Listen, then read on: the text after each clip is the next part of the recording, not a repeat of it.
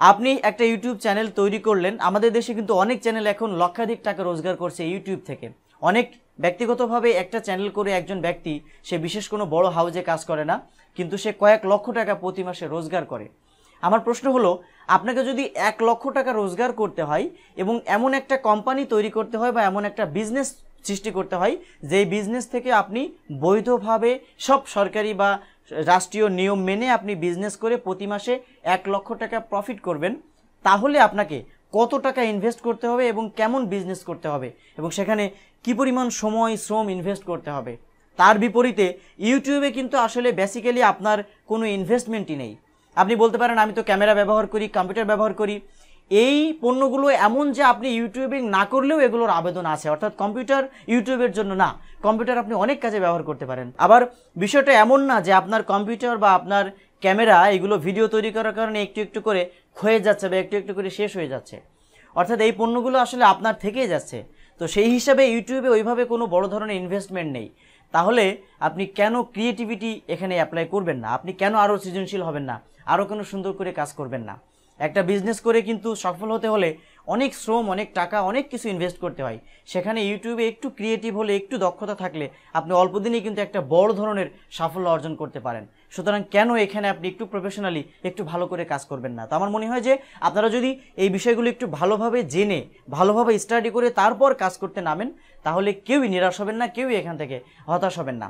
আমার কাছে অনেকে বলে যে ভাইয়া আমি তো অনেক দিন ধরে কাজ করছি ইউটিউবে, অনেক কন্টেন্ট দিয়ে ফেলেছি, আমার 100-200 কন্টেন্ট হয়ে গেছে, কিন্তু ভিউ হয় না, সাবস্ক্রাইবারও বাড়ে না, তাহলে আমার কি করার আছে?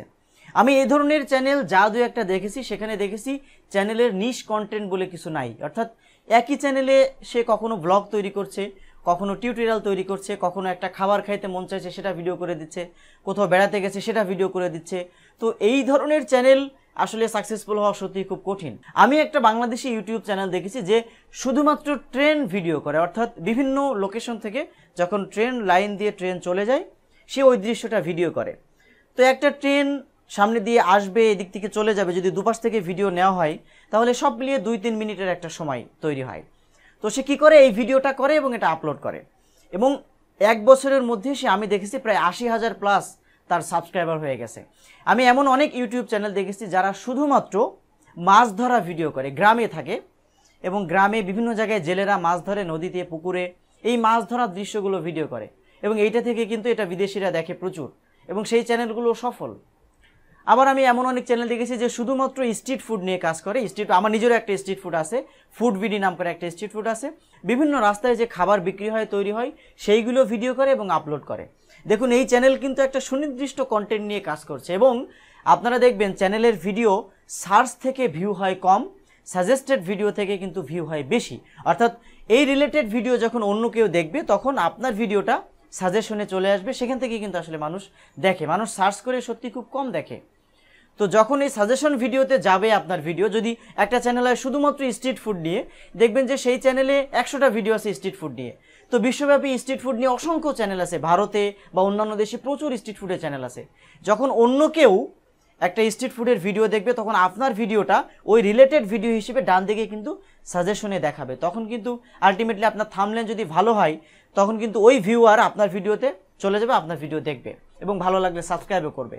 সুতরাং নিশ কন্টেন্ট সবচেয়ে গুরুত্বপূর্ণ। একটা চ্যানেলে সুনির্দিষ্ট একটা ভিডিও তৈরি করা, সুনির্দিষ্ট এক টাইপের ভিডিও নিয়ে কাজ করাটা সবচেয়ে গুরুত্বপূর্ণ। যারা টেকনোলজি নিয়ে কাজ করেন তারা শুধুমাত্র টেকনোলজি নিয়ে কাজ করেন, যারা শুধুমাত্র আর্ট নিয়ে কাজ করেন, আমার একজন খুব পরিচিত কাছের জনের একটা চ্যানেল আছে আর্ট নিয়ে, শুধুমাত্র ছবি আঁকে সে, এবং ছবি এঁকে সে অনেক সফল। সুতরাং আপনারা এই নিশ কন্টেন্ট ব্যবহার করুন, একটা সুনির্দিষ্ট কন্টেন্ট আইডিয়া নিয়ে, সেই আইডিয়া নিয়ে আপনি ইউটিউবে ভিডিও তৈরি করুন এবং যথাযথভাবে ফেয়ার ইউজ পলিসি মেনে চলুন, এবং এখানে আসলে সৃজনশীল জায়গা, সৃজনশীলতার পরিচয় রাখুন, তাহলে নিশ্চয়ই সফল হবেন। ভালো থাকুন সবাই, শুভকামনা সবার জন্য। আর এই ভিডিওটি আমি বিশেষভাবে বলবো যে আপনার ইউটিউবার বন্ধুদের কাছে শেয়ার করুন, যেন তাদের এই কনফিউশনটা দূর হয়, তারা যেন হতাশ না হয়ে পড়ে। শুভকামনা সবার জন্য।